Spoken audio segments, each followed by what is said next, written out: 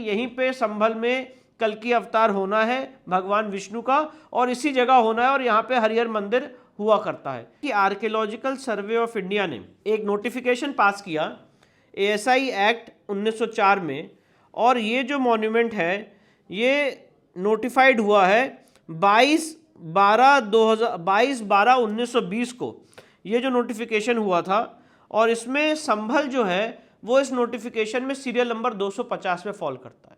सवाल तब क्यों नहीं पूछे जाते जब सिद्धिविनायक मंदिर को वक्फ संपत्ति घोषित कर दिया जाता है, जब इलाहाबाद हाईकोर्ट को वक्फ संपत्ति घोषित कर दिया जाता है, जब सूरत की म्युनिसिपल कॉर्पोरेशन को वक्फ संपत्ति घोषित किया जाता है, जब ज्ञानव्यापी को वक्फ संपत्ति घोषित किया जाता है, कृष्ण जन्मभूमि को वक्फ संपत्ति घोषित किया जाता है, राम मंदिर के जो केस है उसमें उसको वक्फ संपत्ति घोषित किया जाता है।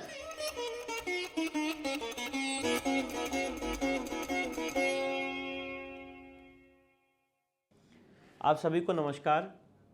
एक बहुत महत्वपूर्ण विषय को लेकर मैं आपके बीच आया हूं।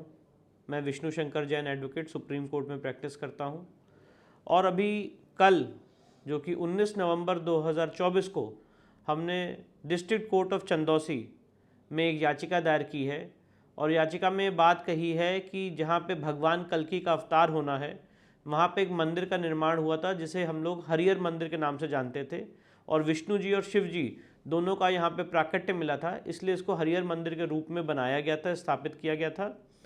और एक क्रूर आक्रांता बाबर ने 1529 में इस मंदिर का विध्वंस किया था।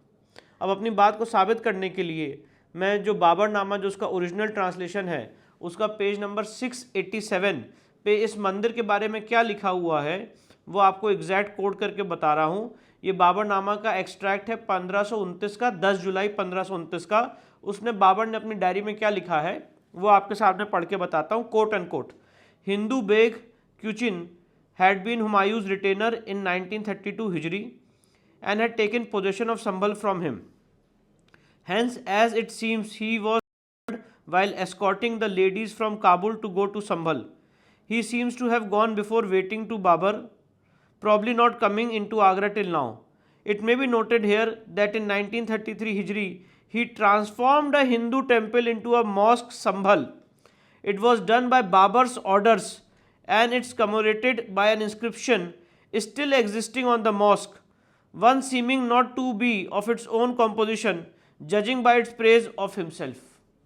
ये बाबरनामा का एक्सट्रैक्ट है जिसमें स्पष्ट रूप से लिखा हुआ है कि यहाँ पे एक मंदिर को मस्जिद के रूप में कन्वर्ट किया गया, और वहाँ पे बाबर ने अपने नाम का वहाँ पे पत्थर भी लगवाया जिसमें उसने अपनी बढ़ाई और अपनी तारीफ की।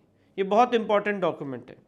उसके बाद सबसे इंपॉर्टेंट डॉक्यूमेंट मैं आपके सामने पढ़ के बताना चाहता हूँ। ये अबुल फजल ने आईने अकबरी लिखी है जो अकबर के कोर्ट मास्टर थे 1589 से 1600 के दशक में, और इसके पेज नंबर 281 पे इस किताब में क्या लिखा हुआ है वो आपके सामने पढ़ के बता रहा हूँ। Quote end quote, there is a game in plenty in the sarkar of Sambhal where the rhinoceros is found. It is an animal like a small elephant without a trunk and having a horn on its snout with which it attacks animals. From its skin, shields are made, and from the horn, finger guards for bow strings, string and the like. In the city of Sambhal is a temple called Hari Mandal, temple of Vishnu, belonging to a Brahman, from among whose descendants the 10th avatar will appear in this spot. Hansi is an ancient, the resting place of Jamal, the successor of Sheikh Farid is Shakar Ganj. ये आईने अकबरी में लिखा हुआ है कि अबुल फजल ने लिखा है कि यहीं पे संभल में कल्कि अवतार होना है भगवान विष्णु का, और इसी जगह होना है, और यहाँ पे हरिहर मंदिर हुआ करता है। ये बहुत महत्वपूर्ण बात है। इसके बाद मैं आपको बताना चाहता हूँ कि एएसआई ने, जनरल कनिंगम ने जो डायरेक्टर थे एएसआई के, उन्होंने 1874 और 1875 में यहाँ पे सर्वेक्षण किया था, और उस सर्वेक्षण में उन्होंने जो चीज़ें पाई वो हमने सूट में अराउंड 14 पॉइंटर्स के रूप में लगाई है।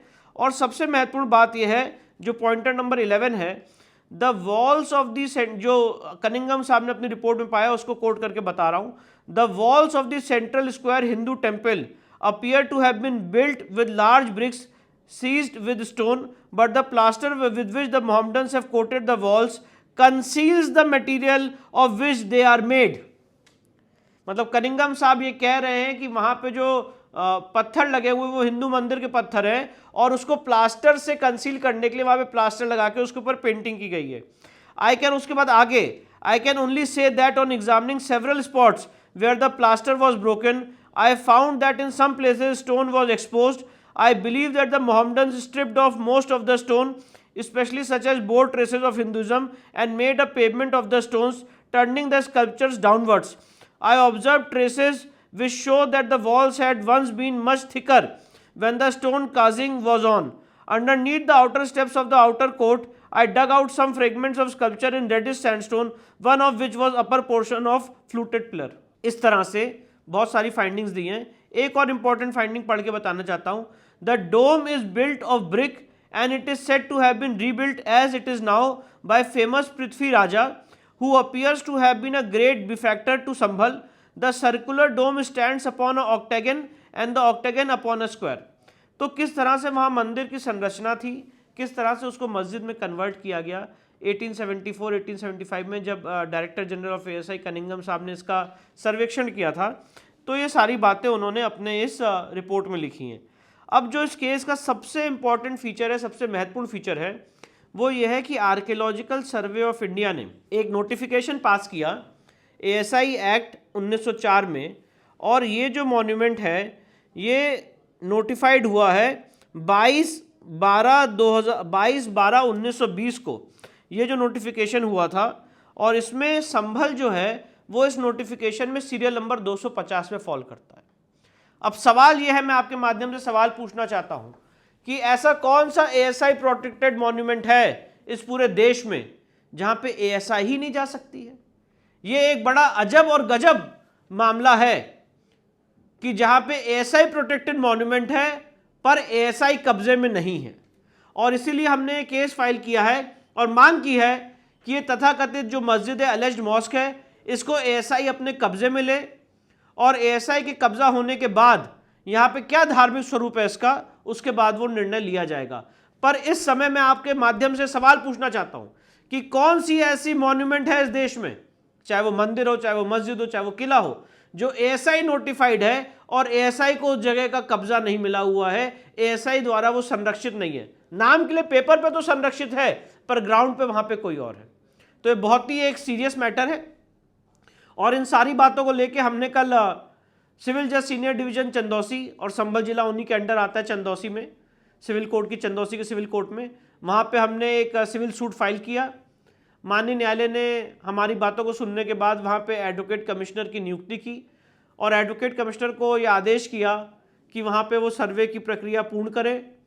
कल एडवोकेट कमिश्नर ने कोर्ट के ऑर्डर की कंप्लायंस में जिला प्रशासन को या डिस्ट्रिक्ट एडमिनिस्ट्रेशन को ये इन्फॉर्मेशन दी कि कोर्ट की ऑर्डर की कंप्लायंस होनी है, और कल संभल जिले में इस तथाकथित मस्जिद में शाम के करीब 6-6:30 बजे हम 4-5 वकील वहाँ पे एडवोकेट कमीशन के सर्वे के लिए पहुँचे।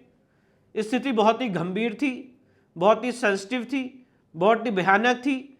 भारी मात्रा में वहाँ पे एक समुदाय के लोग जुटे हुए थे, और काफ़ी हद तक वहाँ पे डिस्टर्बेंस क्रिएट करने की कोशिश की जा रही थी। इन सारे डिस्टर्बेंस के बीच कमीशन की कार्रवाई थोड़ी बहुत वहाँ पे हो पाई, करीब 1-1.5 घंटे का कमीशन हुआ, और अभी इसमें फीचर्स की और स्टडी करनी है इस पूरे स्ट्रक्चर की, और सारे इसमें कमीशन की कार्रवाई होनी है।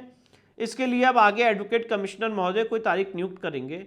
पर सवाल ये उठता है कि क्या जो हम लोगों के लिए सबसे इम्पॉर्टेंट जगह है पुराणों में, जहाँ पे 10 अवतार में से आखिरी अवतार कल्कि अवतार होना है, और जो ASI प्रोटेक्टेड एरिया है, क्या वहाँ पे ASI को भी जाने का हक नहीं है? और क्या अगर इसके लिए लीगल लड़ाई लड़ी जा रही है तो क्या वो लीगल लड़ाई गलत है?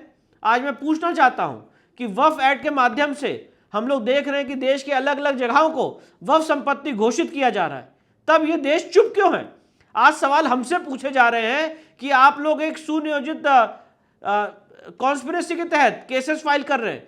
सवाल तब क्यों नहीं पूछे जाते जब सिद्धिविनायक मंदिर को वक्फ संपत्ति घोषित कर दिया जाता है, जब इलाहाबाद हाईकोर्ट को वक्फ संपत्ति घोषित कर दिया जाता है, जब सूरत की म्युनिसिपल कॉर्पोरेशन को वक्फ संपत्ति घोषित किया जाता है, जब ज्ञान व्यापी को वक्फ संपत्ति घोषित किया जाता है, कृष्ण जन्मभूमि को वक्फ संपत्ति घोषित किया जाता है, राम मंदिर के जो केस है उसमें उसको वक्फ संपत्ति घोषित किया जाता है, बीजा मंडल जो ग्वालियर में उसको वक्फ संपत्ति घोषित किया जाता है, तब इस देश के किसी भी बुद्धिजीवी को क्या उसमें कॉन्स्पिरेसी नहीं लगती है? और एक जो हम लंबी न्यायालयीन संघर्ष करने जा रहे हैं, और काफी ऐसा नहीं कि हम किसी को घोषित कर देंगे और कब्जा कर लेंगे, एक बहुत लंबी लीगल लड़ाई लड़नी पड़ेगी और समुद्र से गुजरना पड़ेगा और अपनी बातों को तर्क और तथ्यों के आधार पे उसको स्थापित करना पड़ेगा। और अगर वो शुरुआत भी कर रहे हैं तो शुरुआत करने में उसको बोला जाता है कि कॉन्स्पिरेसी है। तो मुझे लगता है कि ये कोई कॉन्स्पिरेसी नहीं है। हम लोग अपना एक right to judicial review exercise कर रहे हैं जो संविधान ने हमें दिया हुआ है, और ये ऐसा ही प्रोटेक्टेड मॉन्यूमेंट है। मैं बताना चाहता हूं, बहुत सारे लोगों के मन में ये सवाल होगा और प्रश्न आएगा कि प्लेसेस ऑफ वर्शिप एक्ट से जगह बार्ड है, ये केस चल ही नहीं सकता है। तो मैं आपको बताना चाहता हूं कि प्लेसेस ऑफ वर्शिप एक्ट में ही लिखा हुआ है कि जो ASI संरक्षित इमारत होंगे वहां पे प्लेसेस ऑफ वर्शिप एक्ट लागू नहीं होगा। इसलिए कोर्ट, सिविल कोर्ट में ये केस सिविल कोर्ट में चल सकता है और आगे कमीशन की कार्रवाई न्यायपूर्ण ढंग से, शांतिपूर्ण ढंग से हो, इसके लिए हम लोग आगे बढ़ेंगे। और साथ ही साथ मैं डिस्ट्रिक्ट एडमिनिस्ट्रेशन संभल का बहुत बहुत धन्यवाद देना चाहता हूं कि उन्होंने बहुत ही कल 19 नवंबर 2024 को बहुत सूझबूझ दिखाई और काफ़ी हद तक जितना कॉपरेशन हो सकता था लॉ एंड ऑर्डर को मेंटेन करने के लिए उन्होंने किया, और मैं उम्मीद रखूंगा कि आगे भी डिस्ट्रिक्ट एडमिनिस्ट्रेशन ऐसे ही कोर्ट के ऑर्डर की कंप्लायंस में काम करेगा। धन्यवाद।